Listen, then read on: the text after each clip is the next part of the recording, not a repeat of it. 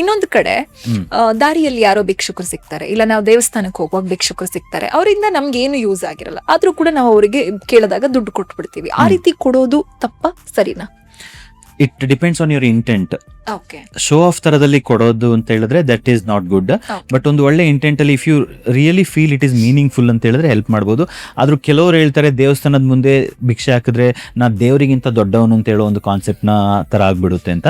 But I would say make it very meaningful. ಯಾರಿಗೆ ನಿಜವಾಗ್ಲೂ ಅದೊಂದು ಪರ್ಪಸ್ ಇದೆ, ಯಾರಿಗೆ ಅವಶ್ಯಕತೆ ಇದೆ. ದೇವ್ರ ಮುಂದೆ ಸಿಂಪಲ್ ಆಗಿ ಹೇಳ್ಬೇಕಂದ್ರೆ, ಈಗ we are all God's child, ನಾವೆಲ್ಲ ದೇವ್ರ ಮಕ್ಕಳು. ದೇವ್ರು ಏನು ಹೇಳಿದ್ದಾರೆ, ನೀನು ನೋಡ್ಕೋ, ಅವ್ರು ನೋಡ್ಕೊಳ್ಳಿ and all that. But we have to help each other. But wrong mind ಸೆಟ್ಟಿಂದ ಹೆಲ್ಪ್ ಮಾಡೋಕ್ಕೋದ್ರೆ ದೆನ್ ನಾನು ಬಿದ್ದೋಗ್ಬಿಡ್ತೀನಿ. So intention has to be very clean. Am I helping, ಇಲ್ಲ ತೋರಿಕೆಗೋಸ್ಕರನ ಅಂತ. ಬಟ್ ಐ ಡೋಂಟ್ ಬಿಲೀವ್ ದೇವಸ್ಥಾನದಲ್ಲಿ ಅವರು ಹೋಗ್ಬಿಟ್ಟು ದೇವ್ರ ಹತ್ರ ಕೇಳ್ಬೋದಲ್ವಾ? ಹೌದು, ಖಂಡಿತ ಅಲ್ವಾ? ದೇವ್ರ ಹತ್ರ ಹೋಗಿ ಕೇಳ್ಬೋದು. ನಾವು ದೇವ್ರ ಹತ್ರ ಕೇಳಕ್ ಹೋಗ್ತಾ ಇರೋದು. ಈಗ ದೇವ್ರ ಹತ್ರ ಕೇಳ್ಕೊಂಡು ಹೋಗಿ ವಾಪಸ್ ಬರ್ಬೇಕಾದ್ರೆ ಹಿಂಗ್ ಹಾಕೊಂಡು ಹೋದ್ರೆ that is not considered as great. ಇದು ಅಂತ ಚಾರಿಟಿ ಇದ್ರೆ there are orphanages, old age homes ಇದೆ, ಇಲ್ಲ ನಿಜವಾಗ್ಲೂ ಸ್ಪೆಷಲಿ ಏಬಲ್ಡ್ ಜನರು ಇದ್ರೆ we can do that. But finally ಏನಂದ್ರೆ ನಮ್ಮ ಕೋರ್ ಒಳಗಡೆ ಏನ್ ನಡೀತಾ ಇರುತ್ತೆ, that is where the intention matters. ಅದು ಇಂಪಾರ್ಟೆಂಟ್. ಓಕೆ, ಇನ್ನೊಂದು ಕಡೆ ಒಂದಿಷ್ಟು ಜನರ ನಂಬಿಕೆ ಇದೆ, ನಮ್ಮಿಂದ ಯಾರಿಗಾದ್ರೂ ದುಡ್ಡಿನ ವಿಚಾರದಲ್ಲಿ ಮೋಸ ಆದ್ರೆ ನಮಗೆ ರಿಟರ್ನ್ ಅದೇ ರೀತಿ ಮೋಸ ಆಗತ್ತೆ, ಕರ್ಮ ರಿಟರ್ನ್ಸ್ ಆಗತ್ತೆ, ಲಕ್ಷ್ಮಿ ಆಗ ಒಲಿಯೋದಿಲ್ಲ, ಲಕ್ಷ್ಮಿ ಯಾವಾಗ್ಲೂ ನಮ್ಮಿಂದ ದೂರ ಉಳಿತಾಳೆ, ಬಿಕಾಸ್ ನಾವು ಬೇರೆಯವ್ರಿಗೆ ಲಕ್ಷ್ಮಿಗಾಗಿನೇ ಮೋಸ ಮಾಡಿರ್ತೀವಿ ಅನ್ನೋದು. ಅದು ಎಷ್ಟು ಸತ್ಯ? It's a very beautiful question actually. ನಾನು ಇದರಲ್ಲಿ ಎಷ್ಟು ನಂಬ್ತೀನಿ ಅಂತ ಹೇಳಿದ್ರೆ, ಇಟ್ಸ್ ಅ ಫ್ಲೋ. ಈಗ what goes around comes around ಅಂತ ಹೇಳ್ತಾರೆ. ಇಟ್ಸ್ ಅ ಫ್ಲೋ ಥರ ಆಗ್ತಾ ಇರುತ್ತೆ. ಈಗ ನಾನು ವಾಟ್ ಎವರ್ ದುಡ್ಡು ನನಗೆ ಬರುತ್ತಲ್ಲ, I have to earn it. I can't take somebody's money. So ಅದೇ ಥರ ನಾನು ಯಾರಿಗಾದ್ರೂ ಕೊಡೋಕ್ಕಿದ್ರು ಆ ಒಂದು ದುಡ್ಡಿಗೆ ಕ್ಲಾರಿಟಿ ಇರಬೇಕು, ನಾನು ಯಾವಾಗ ಕೊಡ್ತೀನಿ, ಯಾವಾಗ ಕೊಡಬಾರ್ದು ಅಂತ. ಈಗ ನಾನೊಂದು ಎಕ್ಸಾಂಪಲ್ ಹೇಳ್ತೀನಿ. ಈ ಕೋವಿಡ್ ಟೈಮಲ್ಲಿ ಒಂದು ಇನ್ಸಿಡೆಂಟು. ನಾನು ಆ್ಯಕ್ಚುಲಿ ಒಂದು ಬೇಕ್ರಿ ಹತ್ರ ಹೋಗಿ ನನ್ನ ಕಸಿನ್ ಅಂದರೆ ಅಕ್ಕನ ಮಗುಗೆ ಏನೋ ಒಂದು ಚಾಕ್ಲೇಟ್, ಸ್ವಲ್ಪ ಏನೋ ಸ್ನ್ಯಾಕ್ಸ್ ತೆಗಿಬೇಕಿತ್ತು. ಅರ್ಜೆಂಟಲ್ಲಿ ಹೋಗಿ ಆ ಬೇಕ್ರಿಯಲ್ಲಿ ತಗೊಂಡು ಒಂದು 250 ರೂಪೀಸ್ ಸಮಥಿಂಗ್ ನಾನು ಗೂಗಲ್ ಪೇ ಮಾಡಿದೆ. ಗೂಗಲ್ ಪೇ ಮಾಡಿ ಅಲ್ಲಿಂದ ಬೇಗ ಹೊರಟೋಗ್ಬಿಟ್ಟೆ. ಏನೋ ಸ್ಕ್ಯಾನ್ ಕೋಡ್ ಆಯಿತು, ಪೇಮೆಂಟ್ ಆಯಿತು ಅಂತ ಬಂದುಬಿಟ್ಟೆ. ಆ ಒಂದು ರೂಟಲ್ಲಿ ನಾನು ಟ್ರಾವೆಲ್ ಮಾಡೋದೇ ಇಲ್ಲ, ತುಂಬ ಅಪರೂಪ. ಅಲ್ಲಿಂದ ಹೋಗಿ ನಾನು ನನ್ನ ಸಕಲೇಶ್ಪುರ ನನ್ನ ಫಾರ್ಮ್ ಹತ್ರ ರೀಚ್ ಆದಮೇಲೆ ನನಗೆ ಕಾಣಿಸ್ತು ಪೇಮೆಂಟ್ ಫೇಲ್ಡ್ ಅಂತ ಬಂತು. 250 ರೂಪೀಸು. ಆ್ಯಕ್ಚುಲಿ ಒಂದು ಟಿಪಿಕಲ್ ಮೈಂಡ್ ಸೆಟ್ ಅಂದರೆ, ಓಹ್ ಎನಿ ವಿಚ್ ವೇಸ್ ದುಡ್ಡು ಹೋಗಿಲ್ಲ. ಹಳೆ ಚಿಕ್ಕ ಹುಡುಗರ ಮೈಂಡ್ ಸೆಟ್ ಅಂದರೆ ನನಗೆ ಪರವಾಗಿಲ್ಲ 250 ಉಳೀತು ಅಂತ. ಸೊ ಇದನ್ನ ನಾನು ಯಾವ ಥರ ಅಂತ ಹೇಳಿದ್ರೆ, ಆಲ್ಮೋಸ್ಟ್ 1 ವರ್ಷದ ಮೇಲೆ ಆಗಿತ್ತು. ಪುನಃ ಆ ಬೇಕ್ರಿಗೆ ಹೋದಾಗ ಅಲ್ಲಿ ಅವರಿಗೆ ರಿಮೈಂಡ್ ಮಾಡಿ, ಈ ಥರ 250 ರೂಪಾಯಿ ಪೇಮೆಂಟ್ ಆಗಿರಲಿಲ್ಲ, ಅದಕ್ಕೆ ನಾನು ನಿಮಗೆ ಪೇಮೆಂಟ್ ಮಾಡಬೇಕು ಅಂತ ಹೇಳ್ಬಿಟ್ಟು ಪೇಮೆಂಟ್ ಮಾಡಿದೆ.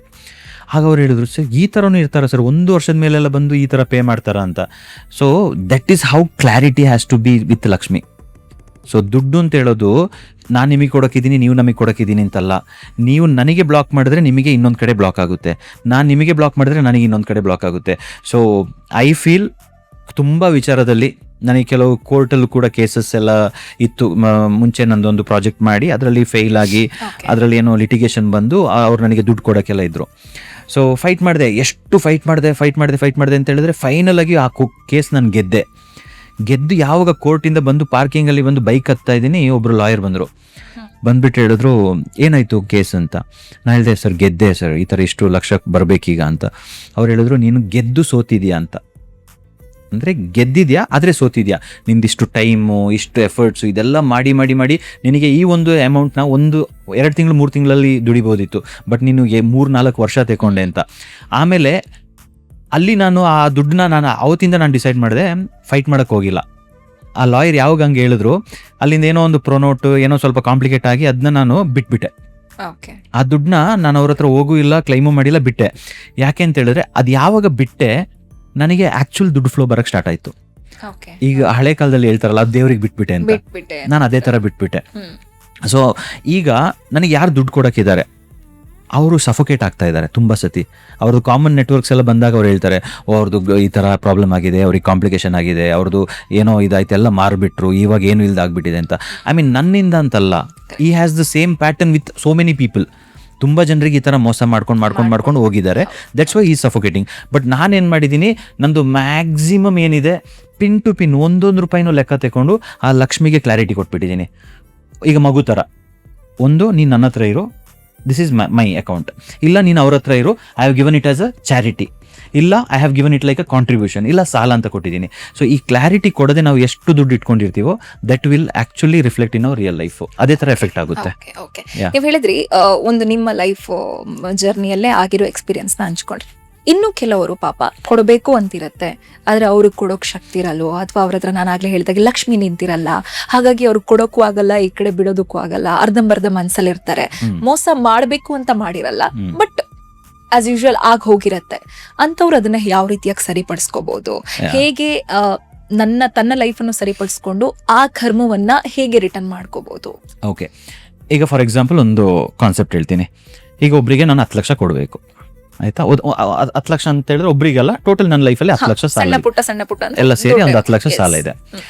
ಸೊ ನೀವು ಈಗ ಒಂದು 100 ಮಾರ್ಕ್ಸಿಗೆ ಎಕ್ಸಾಮ್ ಬರೆಯಕ್ಕೆ ಹೋದ್ರೆ ನೀವು ಎಷ್ಟಕ್ಕೆ ಟಾರ್ಗೆಟ್ ಇಡ್ತೀರಾ? 100ಗೆ ಇಡ್ತೀರಾ, ಇಲ್ಲ 60 ಬಂದ್ರೆ ಸಾಕು ಅಂತ ಇರ್ತೀರಾ? ಒಂದು 70-60 ಇಟ್ಟಿರ್ತೀವಿ. ಓಕೆ, 70-60 ಅಂತ ಇಟ್ಟಾಗ ನೀವು ಎಷ್ಟು ಸ್ಕೋರ್ ಮಾಡ್ಬೋದು? ಅಟ್ಲೀಸ್ಟ್ ಒಂದು 50 ಆದ್ರೂ ಮಾಡಿರ್ತೀವಿ. 50 ಆದ್ರೂ ಮಾಡ್ಬೋದು. ಬಟ್ 50 ಈಗ 60-70 ಇಟ್ಮೇಲೆ ನೀವು 100 ಮಾಡಕ್ ಚಾನ್ಸಸ್ ಇದೆಯಾ? ಇಲ್ಲಲ್ಲ. This is the biggest mistake majority of people are doing. 10 lakh ಸಾಲ ಇದ್ರೆ ದೇವ್ರೆ ಹೇಗಾದ್ರೂ ಮಾಡಿ ಈ ಒಂದು 10 ಲಕ್ಷ ತೀರ್ಸಿದ್ರೆ ಸಾಕು, ಈ ಲಾಸ್ಟ್ ಅಲ್ಲಿ ಸಾಕು ಅಂತ ಹೇಳ್ತೀವಿ. ಹೇಗಾದ್ರೂ ಮಾಡಿ 10 ಲಕ್ಷ ತೀರ್ಸಿದ್ರೆ ಸಾಕು. ಇವ್ರದ್ದು 10 ವರ್ಷ 20 ವರ್ಷ 30 ವರ್ಷ ಆದ್ರೂ ಅದೇ ರೇಂಜಲ್ಲಿ ಇರ್ತಾರೆ. ಅವರಿಗೆ ದೇವರು ಆ 70% 80% ಕೊಡ್ತಾ ಇರುತ್ತೆ, ಇನ್ನು 30% ಡ್ಯೂ ಇರುತ್ತೆ. ಆಯ್ತಾ? ಸೊ ಅದಕ್ಕೆ ನಾನು ಏನು ಕಾನ್ಸೆಪ್ಟ್ ಕೊಡ್ತೀನಿ ನನ್ನ ಕಮ್ಯುನಿಟಿ ಅವರಿಗೆ ಅಂತ ಹೇಳಿದ್ರೆ, ನಿನಗೆ 1 ಕೋಟಿ ಸಾಲ ಇದ್ರೆ ಟಾರ್ಗೆಟ್ ಸೆಟ್ ಮಾಡು, 5 ಕೋಟಿ ನಾನು ಯಾವ ತರ ಮಾಡಬೇಕು ಅಂತ ಕಾನ್ಸೆಪ್ಟ್. ಸೊ ಆ 5 ಕೋಟಿ ಮಾಡುವಾಗ ಈ 1 ಕೋಟಿ ಕಾಣಿಸ್ಕೊಳ್ಳೋದಿಲ್ಲ. This is how we have to set the targets.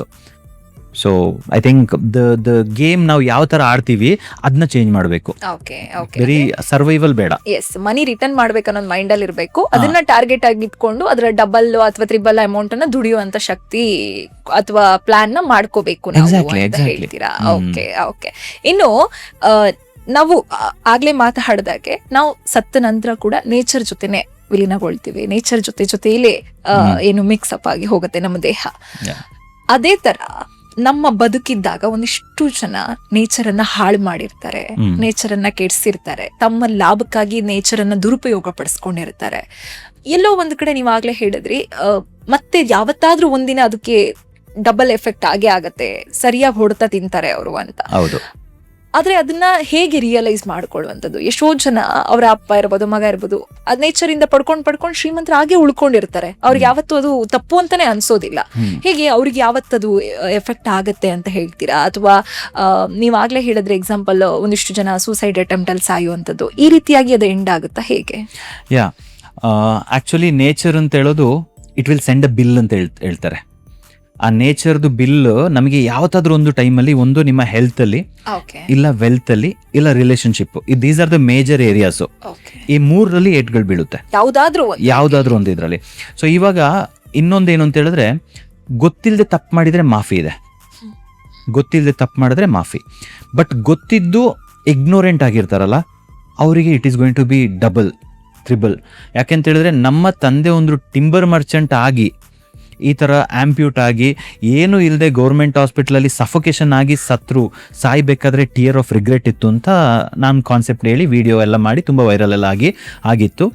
Last ಒಂದು 15-20 ಡೇಸ್ ಬ್ಯಾಕು ಕುಶಾಲನಗರದಲ್ಲಿ same timber merchant concept, same story, same ಹೀಗೆ. ಬಟ್ ಇದು not about timber merchant, any profession, ಅವರಿಗೆ they will get a bill. So ನಾನು ನೋಡಿರೋ ಪ್ರಕಾರ ತುಂಬ ಜನರು ನನಗೀಗ ಕಾಲ್ ಮಾಡಿಬಿಟ್ಟು they are sharing all the stories, ಎಲ್ಲಿ ಅವರು ನೇಚರ್ನ ತುಂಬ ಗ್ರಾಂಟೆಡ್ ಆಗಿ ತಗೊಂಡು ಫೈನಲ್ ಆಗಿ ಸಫೋಕೇಟ್ ಆಗಿ ದೇ ಆರ್ ಲೈಕ್ ಝೀರೋಗೆ ಬಂದ್ಬಿಟ್ಟಿದ್ದಾರೆ. ಕೆಲವರು ನೆಗೆಟಿವ್ ಸಾಲದಲ್ಲಿ ಮುಳುಗೋಗ್ಬಿಟ್ಟಿದ್ದಾರೆ. ಬಟ್ ಅವರಿಗೆ ಡಿ ಕೋಡ್ ಮಾಡೋಕ್ಕೆ ಗೊತ್ತಾಗ್ತಾ ಇಲ್ಲ. ದಟ್ಸ್ ವೈ ನಾನು ನೇಚರ್ ಪ್ರುನರ್ ಕಾನ್ಸೆಪ್ಟಲ್ಲಿ ನಾನೋಗಿ ಡಿಕೋಡ್ ಮಾಡ್ತೀನಿ. ಈಗ ನನ್ನ ಕಮ್ಯುನಿಟಿಯಲ್ಲಿ ಕೆಲವ್ರು ಬಂದರೆ ಅವ್ರನ್ನ ಕೇಳ್ತೀನಿ, ನೀನು ನನ್ನ ಕಮ್ಯುನಿಟಿಗೆ ಎಂಟರ್ ಆಗೋಕ್ಕೆ ದೇರ್ ಈಸ್ ಸಮ್ ರೀಸನ್. ಅದು ಏನು ಅಂತ ನೋಡ್ಕೊಂಡು ಹೋದಾಗ ಅವ್ರ ಅಪ್ಪ ಯಾವ ಥರ ಬಿಸ್ನೆಸ್ ಮಾಡ್ತಾಯಿದ್ರು, ಅವ್ರ ತಾತ ಯಾವ ಥರ ಬಿಸ್ನೆಸ್ ಮಾಡ್ತಾಯಿದ್ರು, ನೇಚರ್ ಮೊಮ್ಮಗನ ನಮ್ಮ ಹತ್ರ ಕಳಿಸಿದ್ದಾರೆ, ನೀನು ಹೋಗಿ ಈ ಥರ ಹೀಲ್ ಮಾಡ್ಕೋ. ಹಾಂ, ಸೊ ಚೇಂಜ್ ಯುವರ್ ಪ್ಯಾಟರ್ನ್ಸ್ ಅಂತ ಹೇಳಿ. And everybody for that karma is real, ಬಂದೇ ಬರುತ್ತೆ. There is nothing called. But ಒಂದು, we should not operate in the mind set of ಗ್ರೀಡಲ್ಲಿ ಯಾವಾಗ ಆಪರೇಟ್ ಮಾಡ್ತೀವಿ ನೇಚರ್ನ, we will suffocate. But intention ಯಾರಿಗೊಬ್ಬರು ಹೆಲ್ಪ್ ಮಾಡ್ತಾ ಇದ್ದೀನಿ. ಆ್ಯಂಡ್ ಭಗವದ್ಗೀತಾದಲ್ಲಿ ಹೇಳಿರೋ ಪ್ರಕಾರ, ಬೇರೆ ಬೇರೆ ಥರ ಬುಕ್ಸಲ್ಲಿ ಹೇಳಿರೋ ಪ್ರಕಾರ, if you are taking something from nature without gratitude then you are a thief ಅಂತ ಹೇಳ್ತಾರೆ. ಸೊ ಪ್ರತಿಯೊಂದು ಉಸಿರಾಡೋ ಗಾಳಿಗೂ ಥ್ಯಾಂಕ್ ಯು, ನೀರಿಗೂ ಥ್ಯಾಂಕ್ ಯು. ನನ್ನ ಮಗನಿಗೆ ನಾನು ಎಲ್ಲದರಲ್ಲಿ ಥ್ಯಾಂಕ್ ಯು. ನಾನು ನೇಚರ್ ಅಂಬಾಸಿಡರ್ ಅಂತ ಒಂದು ಪ್ರೋಗ್ರಾಮ್ ಮಾಡ್ತಾ ಇದ್ದೀನಿ. ಮಕ್ಕಳಿಗೆಲ್ಲ ಪೇರೆಂಟ್ಸು ಕಂಪಲ್ಸರಿ ಇದರಲ್ಲಿ ರಿಜಿಸ್ಟರ್ ಮಾಡ್ಕೊಳ್ಳಿ. It's a very very powerful 1 hour programme. ಅದೊಂದು ನೇಚರ್ ಅಂಬಾಸಿಡರ್ ಸರ್ಟಿಫಿಕೇಶನ್ ಅಂತ ಆಗಿಬಿಟ್ರೆ, ಇವಾಗ ಪ್ರೊಬಬ್ಲಿ ನಮ್ಮ ಪ್ರಪಂಚದಲ್ಲಿ ಏನೇನು ಗಲಾಟೆ ಆಗ್ತಾ ಇದೆ, ಈಗ ಟೌನ್ಶಿಪ್ ಮಾಡಬಾರ್ದು, ಇದು ಇವರಿಗೆ ಪ್ರಾಬ್ಲಮ್ ಎಲ್ಲಿಂದ ಸ್ಟಾರ್ಟ್ ಆಗಿದೆ ಅಂತ ಹೇಳಿದ್ರೆ ಅವೇರ್ನೆಸ್ ಇಲ್ಲ.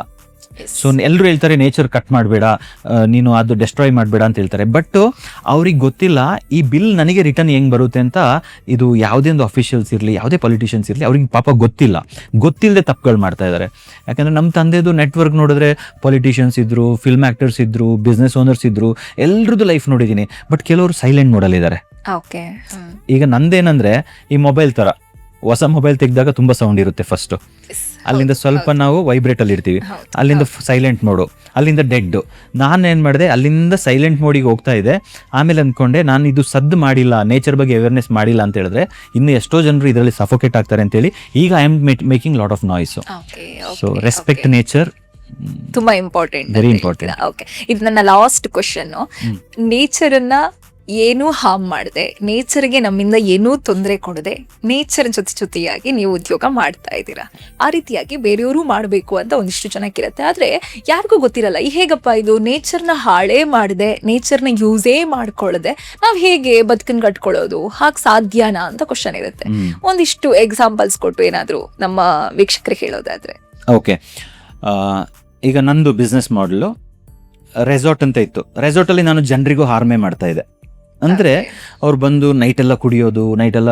ಸೊ ನನಗೆಲ್ಲೋ ಒಂದು ಕಡೆ ಅವರಿಗೆ ಜಂಕ್ ಫುಡ್ ತಿನ್ನಿಸೋದು. Actually resort is a very cheap business. Cheap ಅಂತ ಹೇಳಿದ್ರೆ ಯಾವ ಥರ ಅಂತ ಹೇಳಿದ್ರೆ, ಈಗ ನಾವೊಂದು ರೆಸಾರ್ಟಲ್ಲಿ ಬ್ರೇಕ್ಫಾಸ್ಟ್ ಕೊಡೋದಾದ್ರೆ ತುಂಬ ಈಸಿ. ಒಂದು ಬ್ರೆಡ್ಡು, ಬಟರು, ಆಮೇಲೆ ಮಫಿನ್ಸು, ಆಮೇಲೆ ಕಾರ್ನ್ ಫ್ಲೇಕ್ಸು, ಆಮೇಲೆ ಸಾಸು, ಅದೆಲ್ಲ ತಂದಿಟ್ಬಿಟ್ರೆ ಬ್ರೇಕ್ಫಾಸ್ಟ್ ಮುಗಿದೋಯ್ತು. ಬಟ್ ಯಾವಾಗ ಈಗ ರಿಟ್ರೀಟ್ ಅಂತ ಮಾಡಿದ್ದೀನಿ, ಅಲ್ಲಿ ಬ್ರೇಕ್ಫಾಸ್ಟ್ ಅಂದರೆ ಮನೆಯಲ್ಲಿ ಮಾಡಿರುವಂಥದ್ದು, ಆ ಮಸಾಲ ನಾನು ನೋಡ್ತಾ ಇದ್ದೀನಿ, ಆಯಿಲ್ ಯಾವುದು ಅಂತ ಕಾನ್ಷಿಯಸ್ ಆಗಿ. ಸೊ ಇದು ತುಂಬ ಕಾಂಪ್ಲಿಕೇಟೆಡು.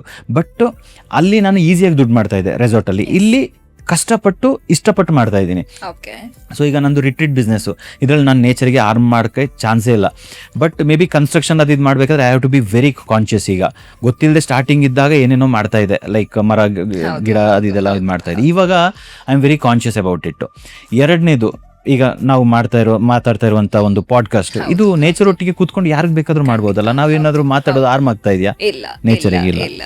ನೆಕ್ಸ್ಟ್ ನಂದು ಇನ್ನೊಂದು ಅಂದರೆ, ನಾನು ಆ್ಯಕ್ಟ್ ಮಾಡ್ತಿದ್ದೆ, ಡ್ಯಾನ್ಸ್ ಮಾಡ್ತಾ ಇದ್ದೆ. ನಂದು ನೇಚರ್ ಗಿಫ್ಟ್, ಗಾಡ್ ಗಿಫ್ಟ್ ನನಗೆ ಏನು ಕೊಟ್ಟಿದ್ದೆ ಅದನ್ನ ಯೂಟಿಲೈಸ್ ಮಾಡ್ಕೊಂಡು ನಾನು ದುಡ್ಡು ಮಾಡ್ತಾ ಇದ್ದೆ, ಅದು ಮಾಡ್ತಾ ಇದ್ದೀನಿ. ಈಗ 4th ಮಾಡೆಲ್, ಜನರಿಗೆ ಒಂದು ಮರ ಕಟ್ ಮಾಡಿ ನಾನು ಮಾರಿದ್ರೆ 5,000 ಬರ್ಬೋದು, 10,000 ಬರ್ಬೋದು. ಆ ಒಂದು ಮರನ 1,000 ಜನರ ಕೈಲಿ ಹಗ್ ಮಾಡಿಸಿ ಅವರಿಗೆ ಸಿಲೋ ಥೆರಪಿ ಹೇಳ್ಕೊಟ್ರೆ ನಾನು ಎಷ್ಟೋ ಲಕ್ಷ ಮಾಡ್ಬೋದು, ಒಂದೇ ಒಂದು ಮರ ಅಲ್ವಾ? ಅದೇ ಥರ ಹಂಟ್ ಆರ್ಗ್ಯಾನಿಕ್ ಅಂತ ಮಾಡ್ತಾ ಇದ್ದೀನಿ.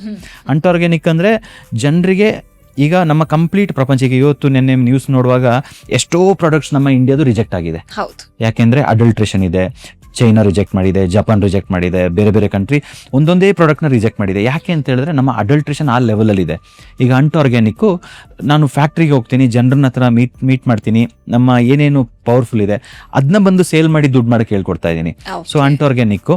ನೆಕ್ಸ್ಟು ಸೀಕ್ರೆಟ್ ಸ್ಪೈಸಸ್ ಅಂತ ಇದೆ ನಂದು, ರೆಸ್ಟೋ ಕೆಫೆ, ಇದಕ್ಕೆಲ್ಲ ವೆಬ್ಸೈಟ್ಸ್ ಇದೆ. ಸೊ ಅಲ್ಲೂ ಅಷ್ಟೇ, ನಾನು ಏನು ತಿಂತೀನಿ, ನನ್ನ ಮಗ ಏನು ತಿಂತಾನೆ ಅದನ್ನ ನಾನು ಗೆಸ್ಟಿಗೆ ಪ್ರಿಪೇರ್ ಮಾಡಿ ಕೊಡ್ತೀನಿ ಕಾನ್ಫಿಡೆಂಟ್ ಆಗಿ. ಓಕೆ. ನನಗೆ ಗೊತ್ತಿರಲಿಲ್ಲ ಸ್ಟಾರ್ಟಿಂಗಲ್ಲಿ. ನಾನು ಯಾವ ಥರ ಅಂದ್ಕೊಂಡಿದ್ದೆ ಅಂದರೆ ಫುಡ್ ಅಲ್ವಾ, ಏನು ಡಿಫ್ರೆನ್ಸ್ ಆಗುತ್ತೆ ಅಂತ.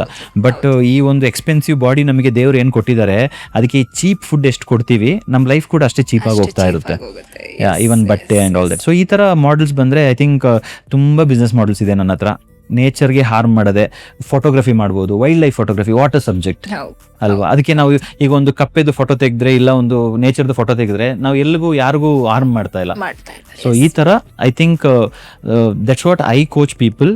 ನೇಚರ್ ನಮ್ಮನ್ನ ಯಾವ ಒಂದು ವಿಷಯಕ್ಕೆ ಇಲ್ಲಿಗೆ ಕಳಿಸಿದೆ. So I tell people you have two things, either God gift or man gift. God gift ಏನು ಅಂತ ಹೇಳಿದ್ರೆ, ಈಗ ನಿಮಗೆ ನೀವು ಚೆನ್ನಾಗಿ ಮಾತಾಡ್ತೀರಾ, so that's a God gift. ಅದನ್ನ ನೀವು ಇನ್ನೂ ಡೆವಲಪ್ ಮಾಡ್ಕೊಂಡೋದ್ರೆ ಸಖತ್ತಾಗಿರುತ್ತೆ. ಅದೇ ಈಗ ಇಲ್ಲ ನಮ್ಮ ಅಪ್ಪ ಅಮ್ಮ ಹೇಳಿದ್ರು, ಇಲ್ಲ ನನ್ನ ಆಂಟಿ ಹೇಳಿದ್ರು, ಅವ್ರು ಇವ್ರು ಹೇಳಿದ್ರು ಅಂತೇಳಿ, ದಟ್ಸ್ ಮ್ಯಾನ್ಸ್ ಗಿಫ್ಟ್. ಅವ್ರು ಹೇಳಿದ್ನೆಲ್ಲ ಫಾಲೋ ಮಾಡ್ಕೊಂಡು ಹೋದಾಗ ಎಲ್ಲೋ ಒಂದು ಕಡೆ ಸಫೋಕೇಟ್ ಆದಾಗ ಇದು ನಂದು ಜರ್ನಿ ಅಲ್ಲಲ್ಲ ಅಂತ ಹೇಳೋದು. ಸೊ ಐ ವುಡ್ ಸೇ, ನಾನು I help people to tap that nature gift.